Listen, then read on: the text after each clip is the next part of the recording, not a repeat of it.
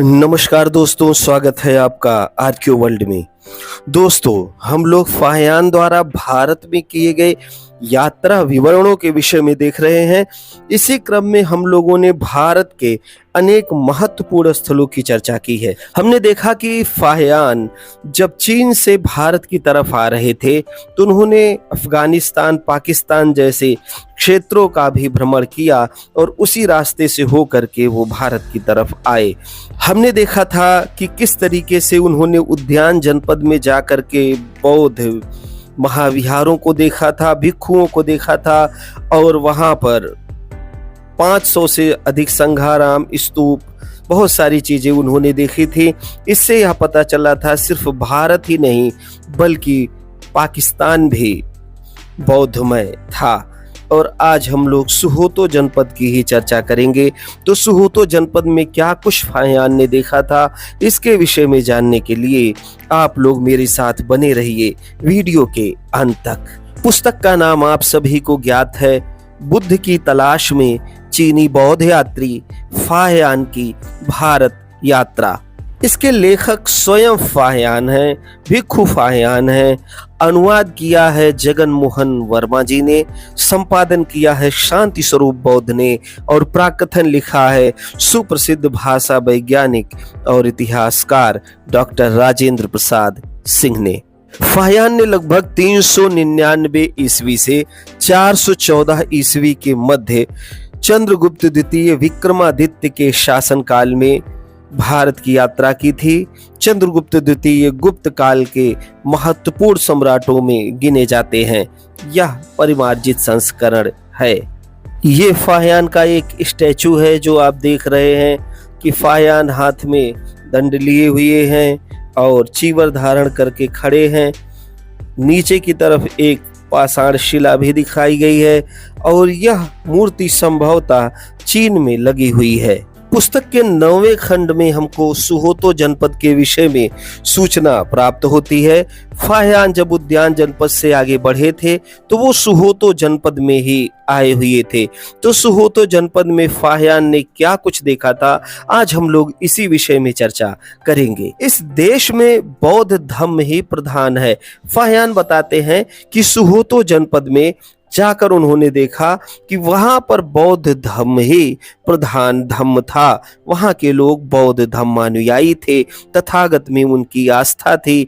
अनेक संघाराम, अनेक बौद्ध विहार और अनेक स्तूपों को फाहियान ने यहां जाकर के देखा था।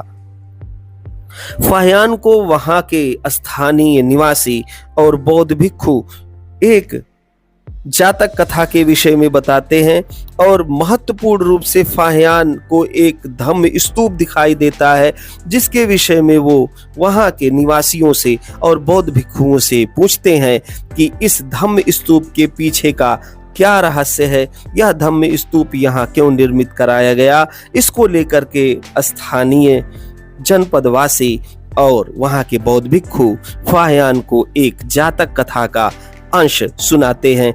चलिए हम लोग उस जातक कथा के विषय में श्रवण करते हैं और देखते हैं कि कौन सी ऐसी कथा है जिसके विषय में फाहियान को वहां के लोगों ने बताया, बौद्ध भिक्षुओं ने बताया और वे बड़े ही प्रभावित हुए। उस कथा के अनुसार पूर्व काल में देवराज शक्र या इंद्र ने इस स्थल पर शयन और कपोत बाज से एक बोधिसत्व की परीक्षा की थी। तो कथा के अनुसार पहले के काल में कभी देवराज शक्र, जो कि एक बौद्ध भिक्षु हैं, जो कि इंद्र के नाम से जाने जाते थे, ये कोई सुपरस्टिशियस गॉड नहीं है, किसी वैदिक धर्म से इनका संबंध नहीं है, ये बौद्ध धर्म के हैं और ये एक प्रकार के बौद्ध भिक्षु हैं। तो उन्होंने इस स्थल पर, कहां पर, सुहोतो जनपद पर जहां धम्म स्तूप बना है वहां पर एक शेन और कपोत बाज से एक बोधिसत्व की परीक्षा की थी। तो आगे क्या होता है, उसने निज मांस काटकर कपोत के बदले में दिया था। तो यहाँ पर यह है कि बोधिसत्व ने अपने शरीर से मांस काट करके कपोत के बदले में बाज को अपना मांस दे दिया था। बोधिसत्व ने कहा कि आप कपोत को मत खाइए, कबूतर को मत खाइए, बल्कि मैं इसके बदले में आपको अपने शरीर का मांस दे रहा हूं और आप अपनी क्षुधा की पूर्ति कर लीजिए। कृपा करके इस कपोत को, जो कि असहाय है, निर्बल है, इसको मत खाइए। तथागत बुद्ध ने बुद्धत्व प्राप्त किया। तो जब तथागत बुद्ध ने बुद्धत्व प्राप्त किया, उनको ज्ञान प्राप्त हुआ, इसके पश्चात उन्होंने अपने भिक्षुओं समेत यात्रा के समय उनसे कहा कि यह वही स्थान है। तो यहाँ पर जातक कथाओं के संदर्भ में बताया जा रहा है कि तथागत जब अपने भिक्षुओं के साथ यात्रा कर रहे थे, उस समय वह क्या कहते हैं कि यह वही स्थान है जहां मैंने अपना मांस काटकर कपोत के बदले में दिया था। तो तथागत ने ऐसे किसी भी संदर्भ को कहा था, इसके विषय में हमको सूचना नहीं प्राप्त होती है।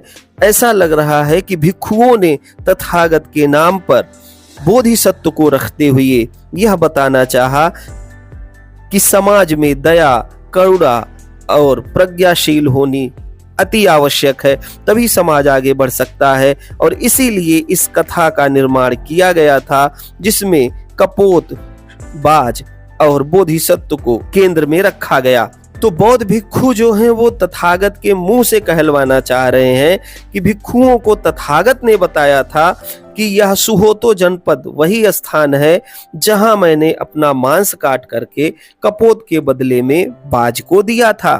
जनपद वासियों को इस प्रकार वृत्तांत या कहानी का ज्ञान हुआ। तो जनपद वासियों ने समझा कि यहाँ जो ये वृत्तांत है, जो ये कहानी है, ये इसलिए महत्वपूर्ण है क्योंकि यहाँ पर धम्म स्तूप का निर्माण करवाया गया है और तथागत में आस्था होने के कारण समस्त जनपद वासियों ने बहुत सारी बातें फाहियान से साझा की और उन्होंने इस जगह धम्म स्तूप बनाया और सोने चांदी के पत्र उस पर चढ़ाए। तो जहां पर बोधिसत्व ने अपने शरीर का मांस दिया था, ऐसी मान्यता बना दी गई कि वहां पर एक धम्म स्तूप का निर्माण करवाया गया।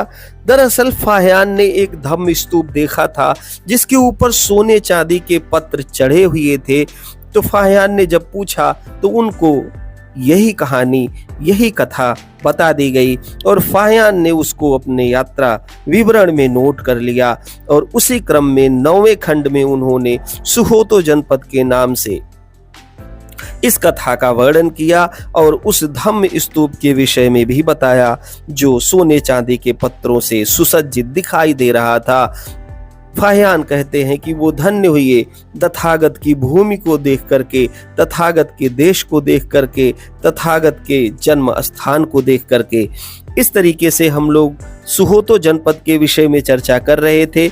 आने वाले समय में हम गांधार जनपद के विषय में चर्चा करेंगे, जो कि भारत के पश्चिमोत्तर क्षेत्र का सबसे महत्वपूर्ण नगर भी था, महाजनपद भी था और एक व्यापारिक केंद्र भी था। इस तरीके से हम लोग फाहियान के यात्रा विवरण को आगे बढ़ाते हुए गांधार की चर्चा करेंगे। आज के लिए बस इतना ही। वीडियो कैसा लगा मुझे कमेंट करके अवश्य बताएं। वीडियो में अंत तक बने रहने के लिए आप सभी लोगों का बहुत बहुत धन्यवाद।